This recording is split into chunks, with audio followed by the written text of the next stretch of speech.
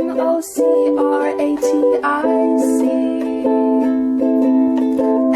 you need to know about the Vigo Dem Party. So sit back, relax, and watch from anywhere.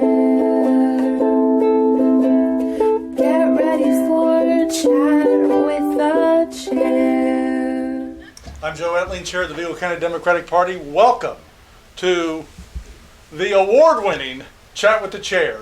So, in case you have been under a rock over the last week, at the annual Labor Day dinner, the Labor Day Committee was kind enough to recognize the excellent team at Chat with the Chair and receive the 2021 Wabash Valley Chapter Award for Media. So we are now the award-winning Chat with the Chair. So those of you who have been with us from the inception, we appreciate your support and know now that you are part of the viewership of an award-winning show. And so to continue with that, we have got an awesome show this evening, and we've got an awesome guest to lead us off. And I know that everybody knows this young lady, but go ahead and tell our viewers who you are. Absolutely. I'm Joni Wise. I'm the administrator for the Vigo County Health Department. So welcome to the chat. This is your initial visit to Chat with the Chair. And so although you have been very visible in the community for many, many years, if you would just give our viewers a little bit about your background, Joni. Absolutely. I was born and raised in Terre Haute, a product of our public school system, graduated from Indiana State University,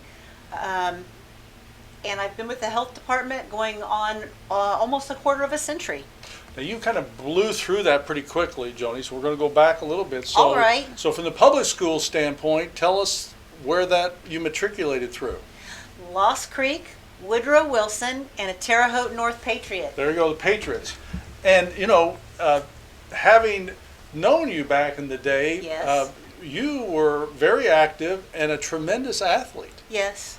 I was a gymnast, started as a little girl, and still do tumbling today, believe it or not, at 57 years old. Wow. Well, you were a phenomenal gymnast and a tremendous athlete, and it's, how did that all get started? I think it was because I was such a hyperactive child that my mom had to find some way for me to channel all that energy. And I think it's not impossible for people to see that I was a hyperactive child because I'm a hyperactive adult. But that's what it was, and it was something that was what came naturally to me, and I've always liked doing physical activities, and I still do, whether it's being outdoors or going to the gym or Pilates or yoga. I still like to see what I can do. Well, that's great, and I know that you were competing with some phenomenal athletes, and I was always amazed because it seemed as though there was very susceptible to a lot of injury considering Absolutely. The things that you were doing, and yet everybody just kept kind of participating and Yes. just through injuries and pain Yes. and all kinds of things. So, which has served me well at my age because I continue to have injuries and working through them, and it just is what it is. that's great. So, of course, it was kind of a sad day that gymnastics no longer appears to be part of any of the high school athletics. Is that just a local issue, or is that pretty much statewide? I think it's statewide, and I think that it usually picks up popularity when you have gymnasts that are prominent. For my group, we had the Olga Korbits and the Nadia Comaneci. Sure. And so I know we have Simone Biles, but I'm hoping it'll create a whole new generation of little gymnasts. That's great. That's absolutely great. So, of course, you have gotten your notoriety as an adult through the health department, and talk about how it was that you got involved in that line of work. Okay. Well, health has always been important to me. Taking care of myself, understanding how my body works, what to eat, what to do, and a position opened up with the health department as a public health educator. And my background is in education, and so even though that's off the beaten path as far as being an educator, I still got to put two loves that I love together. And I did that for about 9 years, and then after that became the administrator for the health department, and still love coming to work almost every day. That's great. So with regard to your studies at Indiana State, would there be things that you were studying there that helped you prepare for that field? Yes, which is, how to do outcome and process objectives, how to create plans, lesson plans. At the health department, a lot of our work is regulatory, so it's code driven.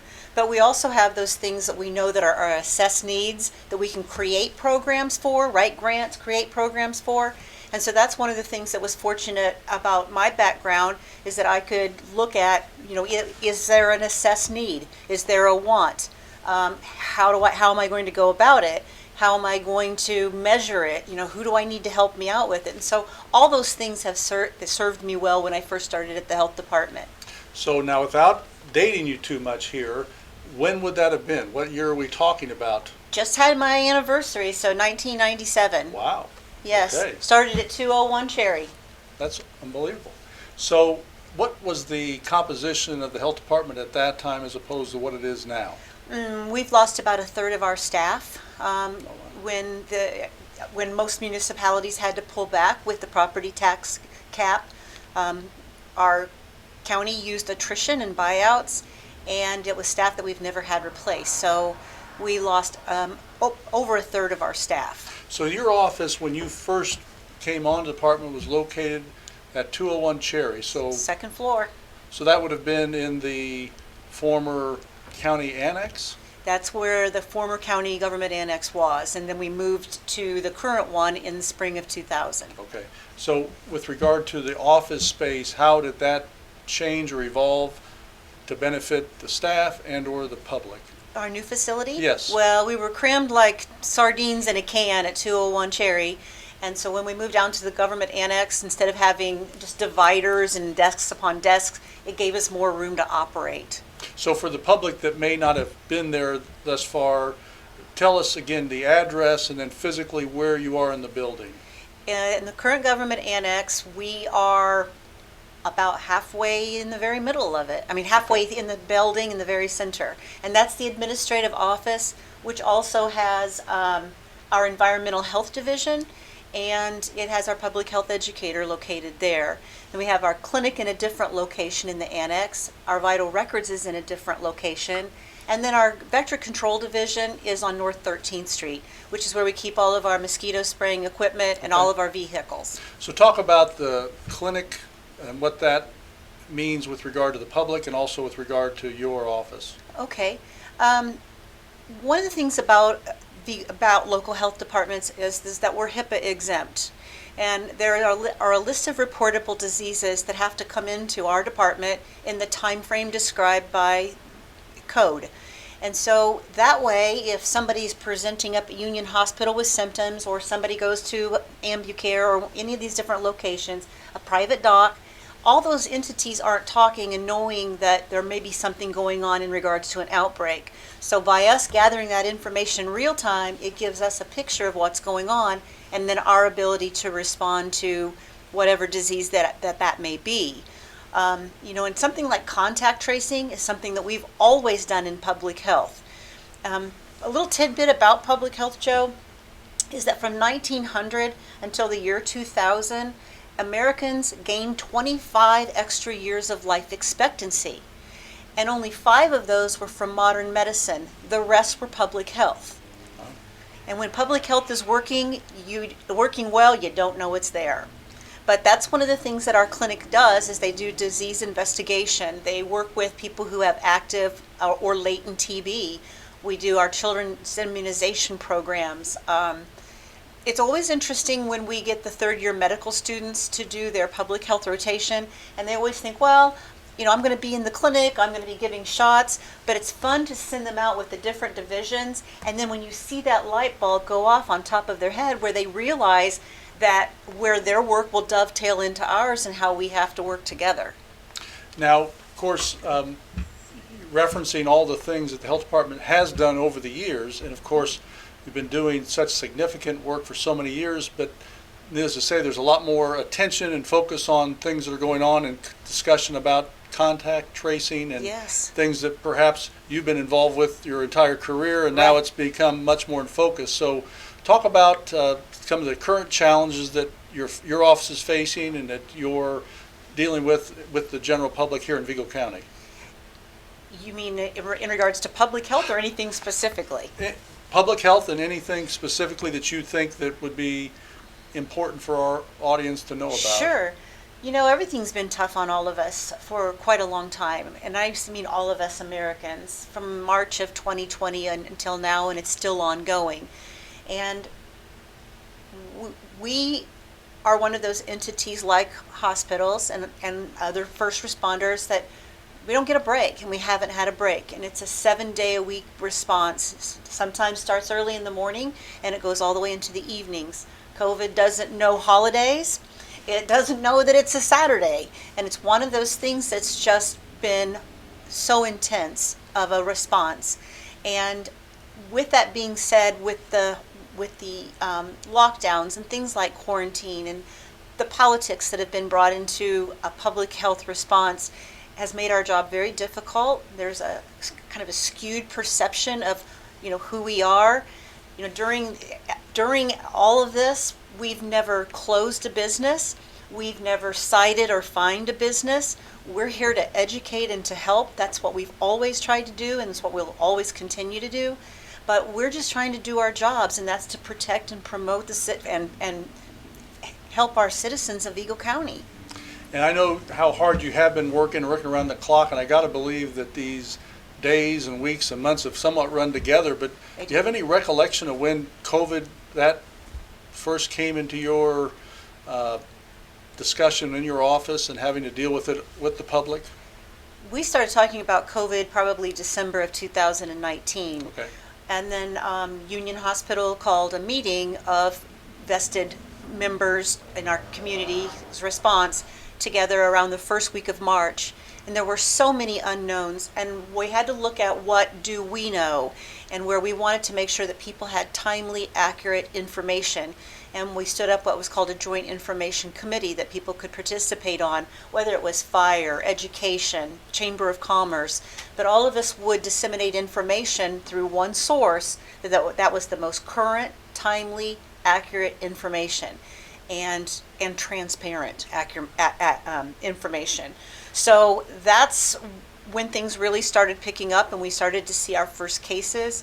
We rode our first wave last summer, really around July and August were intense, and then it slowed down, and then November and December were horrific last year, and we're now back to that level of response.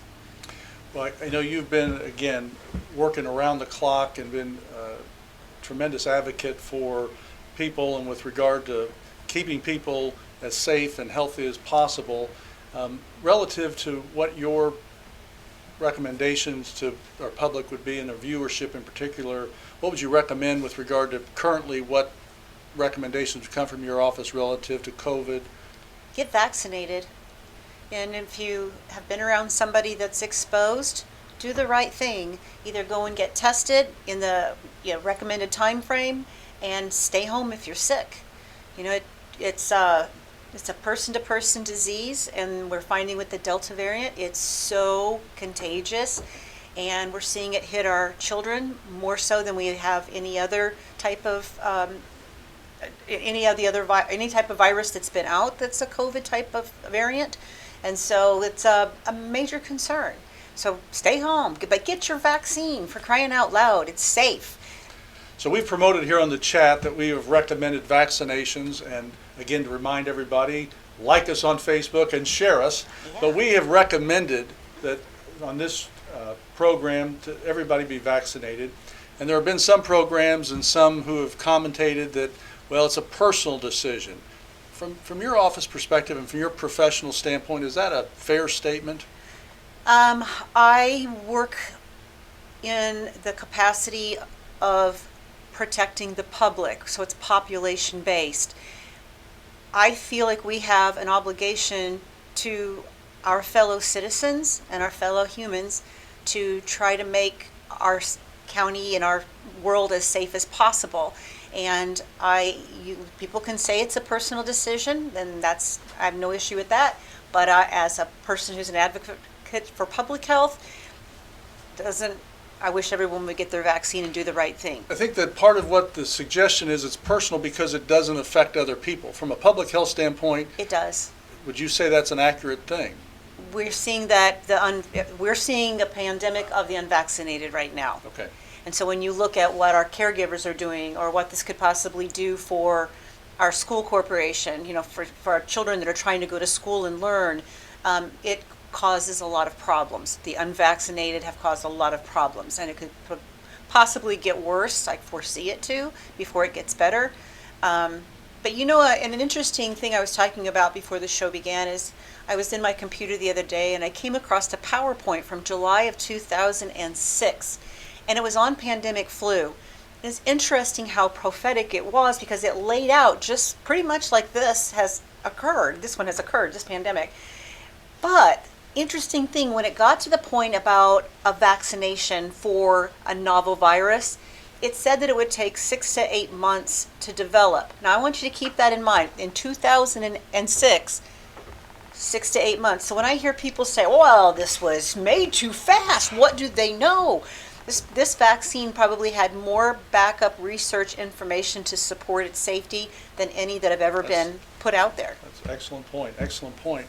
And so, again, I don't know if you're at liberty to share that information, but with regard to what you're seeing now as far as numbers being reported from the medical facilities with regard to COVID and the numbers related to unvaccinated people, do you have any information on that? I think I recall Dr. Bollinger from Union Hospital stating that 87% of those individuals that were hospitalized as of yesterday were unvaccinated.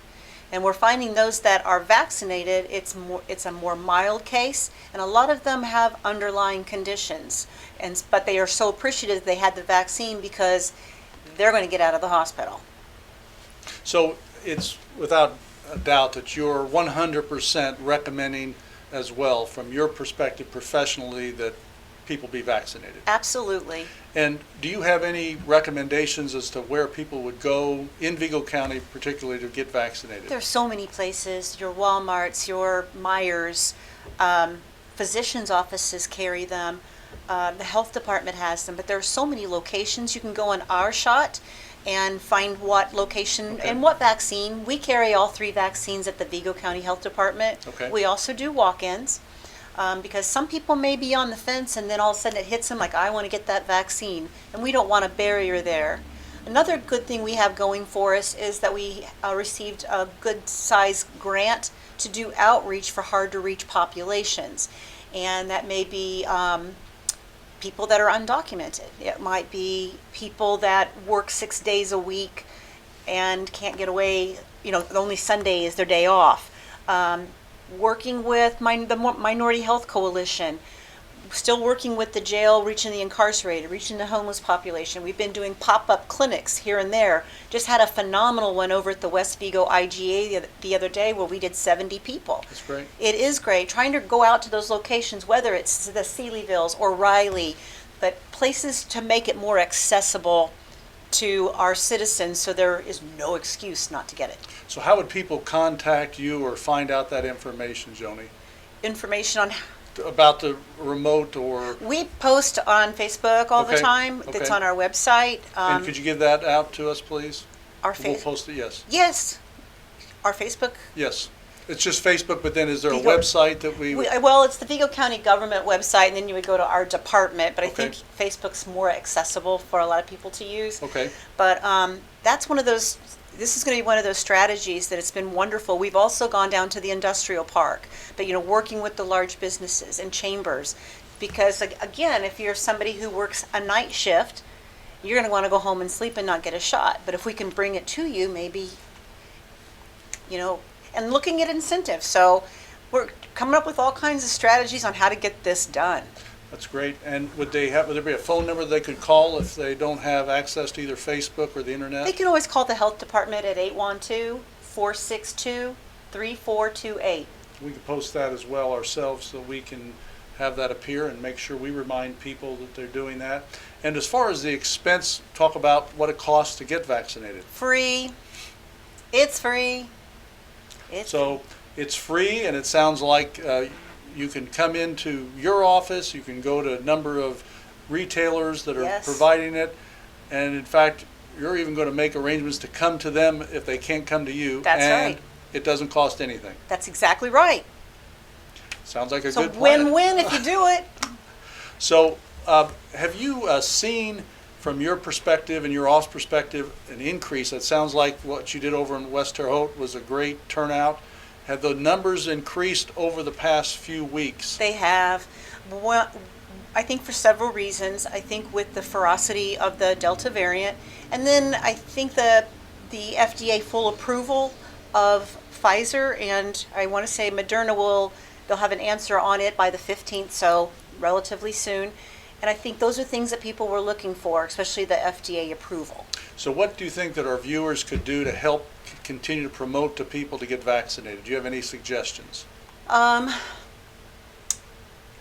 If you have a testimonial or a story that you want to share, let us know. But share it with others. We have a person that works in our building, and her other half is a healthy mid-30-something bodybuilder, eats healthy, doesn't smoke, drink. I mean, picture perfect health. Spent 11 days in ICU at Union. Had to go on the flip table. Had to be vented. Everybody thinks that it's always somebody with these underlying conditions that's really old. It can happen to anybody. Wow. So I think that's the thing that we have to remember. It's not about if you're going to get it. It's going to be when you're going to get it, especially if you're not vaccinated. Would you have anticipated back when you were having those meetings back in December of 2019 that you would be running into this kind of resistance to the vaccine? Never. And I've been through H1N1 in 2009. I mean, I've worked the floods of 2008. I think of all the challenges in my career, and I never would have thought that we would have had this much resistance from society on having empathy for the rest of society and wanting to get back to some type of normalcy. You anticipated my question. I was going to ask that over the course of your career, if this was as great a challenge that you'd had in public health trying to, again, promote to people to get vaccinated. Yeah, as far as the population-based pickle, this has been the biggest one. I think, more under the, it's been very difficult because it's been so long and so many different things have hit our department, whether it's, the lack of testing in the very beginning, or, the state coming out and saying that then they would be doing the testing and then putting it because we have points of distribution mass prophylaxis plans, but they were never used, nor were we asked to use them at a local level. All that was removed from us, and they put the testing in an armory with no air conditioning. It flopped. So then it was given back to the local health departments to stand up the testing. And then when it came to the vaccinations, it was the same thing. But it's been one challenge after another, one Annapurna after another, but we made it up, and we're going to make it back down. And that's just, we have perseverance. My coworkers and I love what we do. And I think that's what has kept us going for the last 17 months. That's great. Is there anything that you have had presented to you from people who had opposed getting vaccinated that you've been able to educate them regarding, that you'd like to talk about tonight, that might help educate some people that may not have had that same opportunity? Zach and I, my husband and I, have a really good friend, and he owns a business here locally, and that was one of the ways to work with him and educate him. And he's now an advocate for vaccine and understands that this isn't political, and I can't wait for him to do a testimonial because he's agreed to do one, and Okay, great. I can't wait to see it. So with those testimonials, then you anticipate being published through Facebook? They're going to be, and that's part of the grant that I was talking about to reach hard-to-reach populations. There's funding in there for those type of things like promotions, media, billboards, producing testimonials.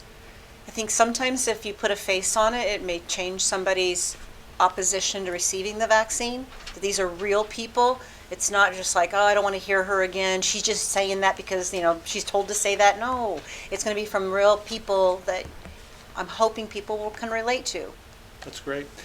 Now, I know there's only 24 hours in the day. People might find that hard to believe because you've got many hats that you're wearing here. Yeah. So Yes. talk about some of the other things that you're doing, somehow cram it into 24 hours here. Into Joni's world? Yes. Well, I'm also on the Vigo County School Board, so that keeps me tremendously busy. So not only have I helped make decisions regarding our COVID response, but I also help make decisions along with my 6 other board members. So that's been very challenging and trying. But, you know, in a normal Joni day, besides going to work, I still love going to the gym almost every evening after work. I love swimming with my grandkids and hanging out with them. I love playing with my cats and dog, but those are the kind of things that keep me grounded and keep me sane throughout all of this. Plus, you know, we always joke at the health department that we have our public health inside jokes that only we kind of get. They would flop at a board meeting anywhere else, because one of my friends tried them one time and it fell like a brick. But we keep a good sense of humor at our department. We have a silly sense of humor, and we try to make the best of what comes our way. And there are a lot of people from other departments at the annex that'll come down and hang out in our department because it's the little sunshine department, because we really do have a good time. Well, I assume that you might have anticipated on some level that your background would have come in handy with the school corporation and the school board, but I take it that it's been quite helpful given your background and what you're doing with regard to your role on the school board. Yes, it has been. My background has been very helpful in that aspect. And as far as that's concerned, again, you anticipate that things will continue to evolve with regard to the school corporation and the school board's decisions regarding issues involving COVID. Absolutely. We do a 10 o'clock briefing every day, every business day. Wow. And we have for over a year and a half. And in that briefing, we go over all of the new cases. And it's interesting because you start to connect them, that somebody was at a funeral together or they were at this particular place. But it really is like a giant spider web. And you also cross-reference stories that, you know, information that somebody may or may not have given that another person does. And it's just really to try to get ahead of another outbreak or more people being infected. But in that room sits a member from the school corporation, a representative. We have individuals from ISU. We've had elected officials from the city and the county level that will sit in on the meeting. But it's important because it'll blow your mind because you get to see in real time what's going on. Some people have an idea what they think is going on, but that meeting just brings it home. But there's always that constant communication between the school corporation and the health department, and I that doesn't end on the weekends or anything. I mean, it's, you know, all day long, all evening long, until we get whatever challenges in front of us resolved. Now, of course, COVID gets a lot of attention, but your office is doing a lot of other things, Joni. Absolutely. We still have to inspect restaurants and tattoo parlors, and we still have children with elevated blood lead levels. You know, kids still need their vaccinations, their regular vaccinations, and so do adults. We're getting ready to go into the flu season, but we still, you know, are doing our mosquito spraying and, you know, dealing with bats and rats. We still have to issue birth and death records, you know, all those things that health departments do. And if you ever really wonder what we do and you want to see it in a good nutshell, we put our annual report up online each year, and it outlays our finances, what all the divisions do. You know, everything's in numbers, and it's just a nice snapshot of what we accomplished over the last year and then what goals we set for the next year. That's great. Now, I don't think we're necessarily being negative, but any positive news that you want to share with us from your office in the health department? We're alive. That we will continue with integrity to do our job, and the one that's that has been given to us by the public to do. And I think that's so important. When everything shut down last year, we were the only office in the annex. And it was kind of strange having a completely dark building, although we did find out that 13 times around inside was a mile. Okay, that's good information to know. For stress relief. But, and we were working with the skeletal staff because you realize there were people that had childcare issues, or they were had special conditions or were of an age, and so that cut down our staff. So we really were a little tiny merry band of marauders. One of the great things that happened during COVID, I have something to share that's positive. Here we go. It's all the students that we were able to have last year and this year that have helped contact trace. And we had young adults that had finished their undergraduate degree that were doing a gap year between med school or graduate school. And so they collectively raised the IQ of the health department. You know, some were students at Vanderbilt. We had a Penn graduate. I mean, I could go on, but they collectively raised the IQ. But to have these fresh students and their perspective, and to know that they were learning from us just as we were learning from them. Yes. But we had, and some of them were from all over the world, which also helped us out. And they cried when they left. And now then we had to recruit a whole new crew of them. And it's just great to see them blossom and bloom. And some of them even changed what they wanted to do their master's right? in, and they're doing their degrees in public health over at the Fairbanks School of Public Health. Well, like you said, you probably got an education from them, and they got one from you. So that Yes. was something that was probably invaluable that they wouldn't have learned in the classroom for sure. They came to us looking like kids, and they left looking like young adults. So how about telling our viewers a little bit, looking at crystal ball, about Joni's future? What's on the horizon for Joni? Gosh, I'm not for sure yet. Fair enough. Just living just to live my best life for right now. But I don't know. What do you have in mind for me? Well, I'm thinking about it. We're gonna formulate that. Maybe we can get some input from our viewership Yeah. too. What should Joni do next? We were naming Dr. Meyer's dog, so we may as There well you go. figure out what Joni's future is going to be. I mean, Yeah. while we're at it, so can we talk a little bit about Wise Pies or not? Is that We can. what about Wise Pies? What's your favorite pie at Wise Pies? I want to The know. wow. The Wow. Yeah, there's Okay. no antidote for the wow. It's so delicious, and I never in a million years would have thought a meatless pie would have flown over in Terre Haute like it has. But right? people will have it for lunch for the first time, and then they'll be back that evening. So you stop by Wise Pies tonight and order the Wow and tell them Joni sent you. Is that right? Yeah, yeah, So we got to do that. And, definitely. we just want to commend you for all the great work you're doing, and I know that it's probably oftentimes without any praise or accolades, and maybe just the opposite oftentimes, but it's a tough job you got, and I know you're working around the clock, and you're doing it to make the community better and Yes. healthy and safe, and we sure appreciate it. How about some last words for our viewers out there? I love living in Vigo County. I believe that collectively we've got an amazing community, and I'm so proud to have lived the life that I have and been allowed the opportunities to serve the people of Vigo County. And I sincerely, sincerely mean that.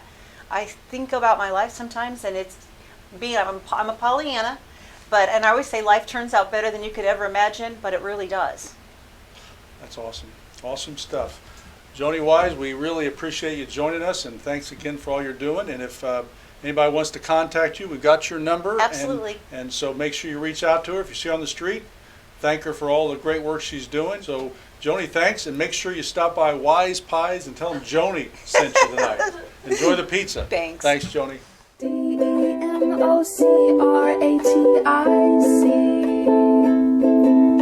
Everything you need to know about the Vigo Dem party. So sit back, relax, and watch.